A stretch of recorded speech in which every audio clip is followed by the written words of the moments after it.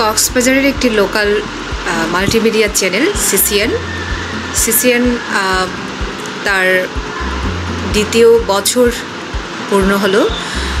দ্বিতীয় বর্ষপূর্তিতে সিসিএন পরিবারকে প্রথমেই অভিবাদন এবং শুভেচ্ছা জানাচ্ছি।